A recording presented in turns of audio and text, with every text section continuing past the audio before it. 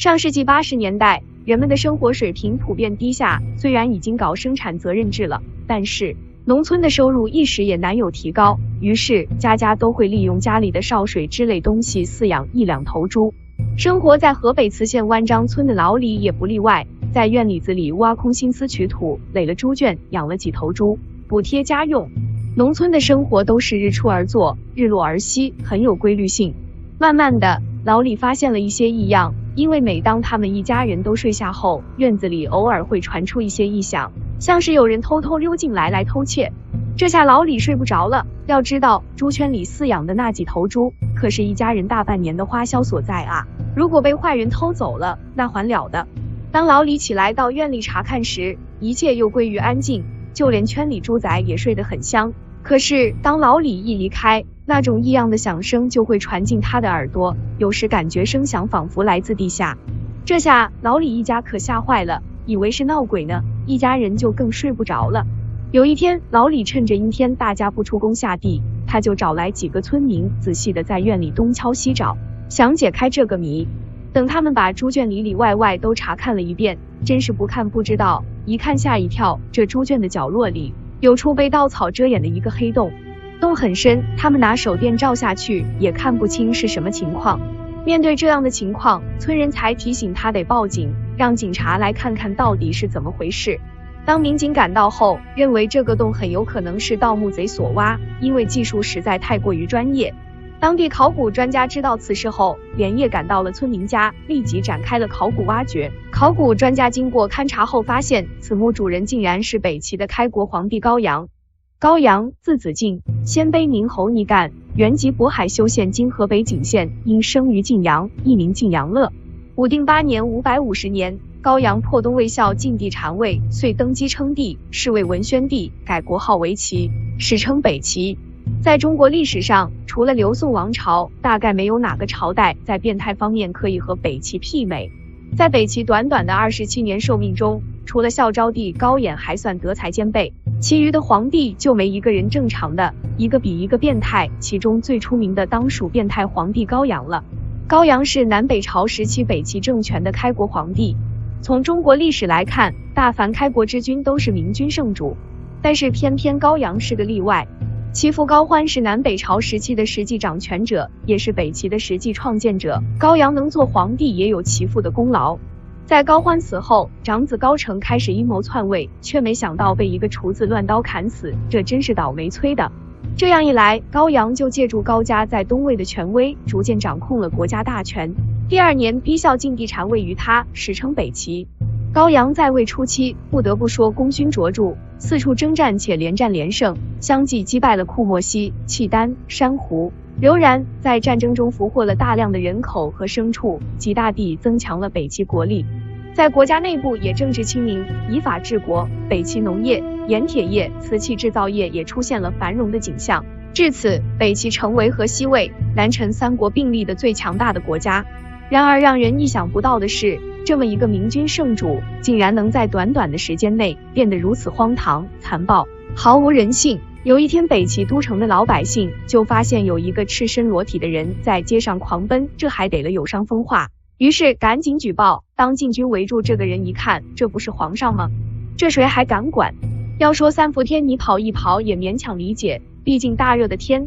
可高阳是3、9天也要出来跑，要不说年轻人火力旺呢。堂堂一国之君居然能在首都的街上裸奔，这也是没谁了。据说高阳在宫殿中放有一口大锅和一把锯子，每次喝醉了就要杀人，偏偏他无时无刻不喝酒，宫女宦官亲信大臣，每天都有人死在他的喜怒无常上。他还特别喜欢淫人妻女，经常跑到大臣、老百姓家里绑人，不管是已婚未婚还是年轻年老，只要被他看上都要被绑回宫里。喜欢的自己就留着，不喜欢的就随手赏赐给身边的卫士。高阳还有一个特别喜爱的薛贵嫔，为了她，3000粉黛都成了装饰。但是有一天，高阳突然想到这个女的以前和别的男的睡过，于是抽出剑就一把将她的脑袋砍下来了，随手放在自己宽大的袖袍里，就出去和大臣喝酒。中途将血淋淋的人头扔到桌子上，大臣无不惊骇，又让人把薛贵嫔的无头尸体带过来。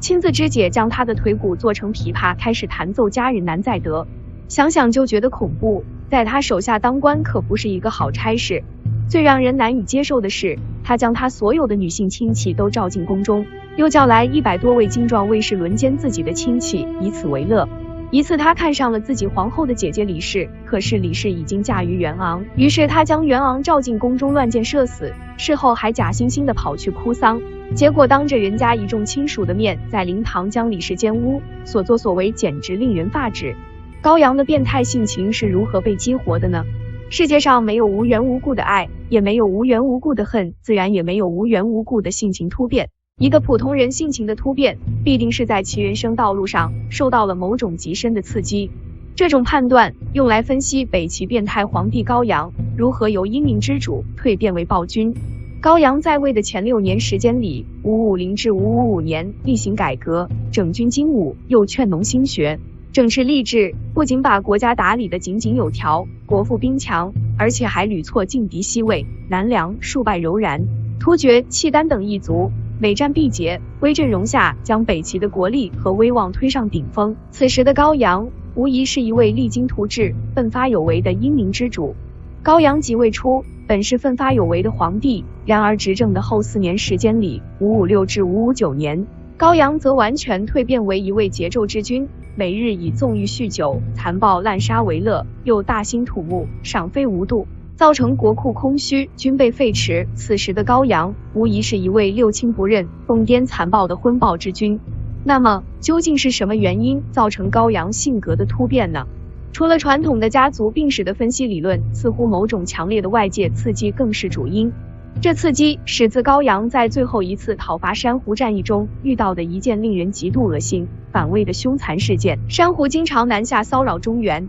珊瑚又称鸡狐，部落鸡是匈奴族的别种，一说为先秦时期屡屡威胁中原的一族山戎或赤狄的后裔，东汉三国时期归属南匈奴。南北朝时，这支部族分布于今山西、陕西北部，因居住在方圆700-800里的山谷间，故得名珊瑚。珊瑚众落繁盛，与汉人杂处，主要从事农耕生产，不以蚕桑，并以麻布为衣。北魏孝明帝年间，因不满胡太后暴政的影响，北方各族纷纷起兵反抗，一时间群雄尽起，中原板荡，形势一片混乱。此时汾州珊瑚首领刘黎生也趁机举兵，在云阳谷在今山西右玉县东北云阳堡切号称帝，数之百官，并不断的骚扰边境地区。未换10余年时间，北魏朝廷因集中精力剿除葛荣、鲜于修理、杜洛州等农民军及对付南梁的入侵，之后又历经内部宫廷政变，所以一直没有腾出手来对付刘黎生。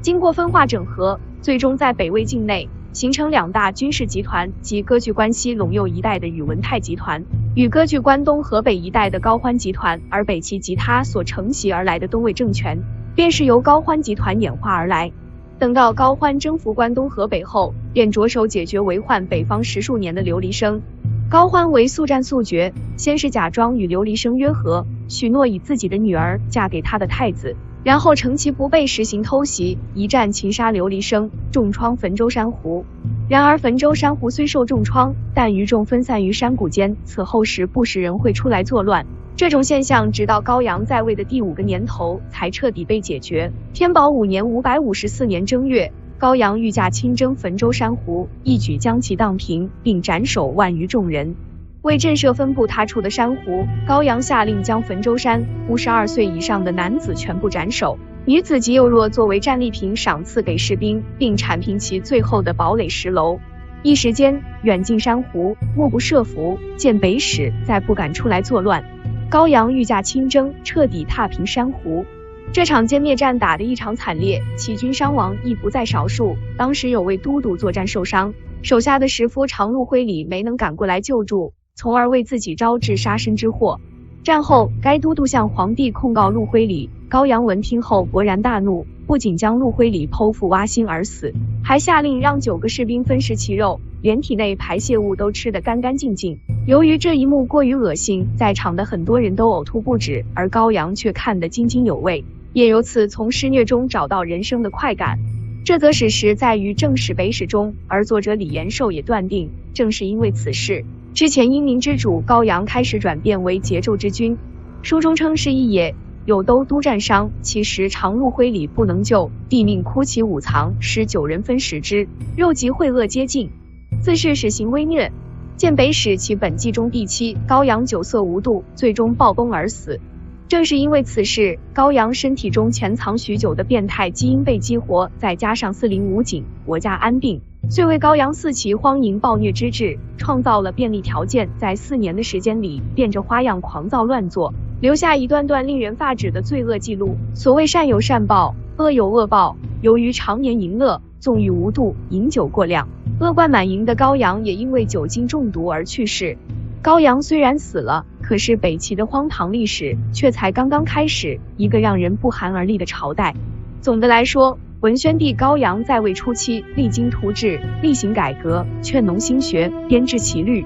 前后筑北齐长城4000里，置边镇25所，屡次击败柔然、突厥、契丹，出击萧梁，拓地至淮南，有圣主气范，被称为英雄天子，为北齐一代英主。但是执政后期，高阳却以功业自矜，纵欲酗酒，残暴滥杀，大兴土木，赏费无度，最终饮酒过度而暴毙，终年34岁。河北农民老李得知自家猪圈下面竟埋藏着北齐的开国皇帝，老李一家人乐得不行。但是为了挖掘工作的顺利进行，老李一家不得不责的令注。鉴于老李互保有功，当地文物部门曾给予其适当的经济补偿与精神嘉奖。随着高阳墓的深入挖掘，墓室被打开后发现有多次被盗的痕迹，但是仍然出土了2000余件文物，其中包括1600多件陶俑以及瓷器。这些文物中，以该墓出土的大量彩绘壁画，绘制水平为最高。高阳墓墓道壁画不仅对研究